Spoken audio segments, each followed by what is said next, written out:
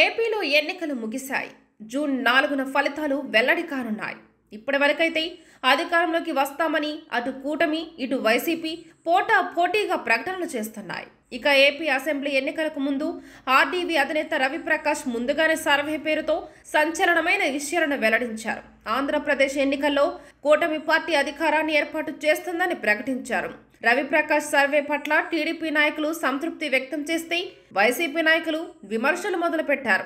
సరే, జర్నలిజం అనేది అందరి సంతృప్తి పరచదు కాబట్టి రవిప్రకాష్ సర్వేను అలా వదిలేస్తే ఏపీలో ఎన్నికలు జరిగిన తర్వాత టీవీ9 మేనేజింగ్ ఎడిటర్ రజనీకాంత్ తెరపైకి సంచలనమైన విషయాన్ని వెల్లడించారు. ఇంతకీ ఆయన ఏం చెప్పారంటే, ఏపీలో పోలింగ్ సరళి రాజకీయ పార్టీలకే కాదు, పెద్ద పెద్ద విశ్లేషకులకు కూడా అంతు పట్టలేదు. ఒకానొక సందర్భంలో పోలింగ్ శాతం తగ్గుతుందని అందరికీ అంచనాలు ఉండేవి. ఆ తర్వాత ఊహించని స్థాయిలో పోలింగ్ శాతం పెరిగింది. ఓట్లు వేసేందుకు ఇతర ప్రాంతాల నుంచి భారీగా ఓటర్లు వచ్చారు. స్వేచ్ఛగా తమ ఓటు హక్కును వినియోగించుకున్నారు. కొన్ని ప్రాంతాలలో వివాదాలు, ఘర్షణలు, దాడులు, ప్రతిదాడులు, ఈవీఎంల ధ్వంసం వంటి సంఘటనలు చోటు చేసుకున్నాయి. అయినప్పటికీ ఎక్కడా కూడా రీపోలింగ్ నిర్వహించాల్సిన అవసరం రాలేదని ఎన్నికల సంఘం స్పష్టం చేసింది. అయితే పెరిగిన ఈ పోలింగ్ శాతం అటు అధికార పార్టీని ఇటు ప్రతిపక్ష పార్టీని ఆలోచనలో పడేసింది. పైకి ఎవరికి వారు అధికారంలోకి వస్తామని చెప్తున్నారు గాని ఖచ్చితంగా మేమే వస్తామని మాత్రం అనలేకపోతున్నారు. ఏపీలో పెరిగిన పోలింగ్ అధికార పార్టీకి అనుకూలంగా మారిందంట.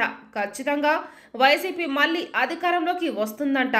గతంలో మాదిరి బంపర్ మెజార్టీ కాకపోయినప్పటికీ దరిదాపు 100కు పైగా సీట్లను వైసీపీ గెలుచుకుంటుందట.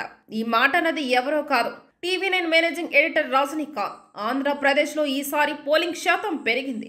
గ్రామీణ ప్రాంత ఓటర్లు వైసీపీకి అనుకూలంగా ఉన్నారు. ప్రస్తుతం అందుతున్న సమాచార ప్రకారం 100కు పైగా సీట్లలో వైసీపీ గెలుస్తోంది.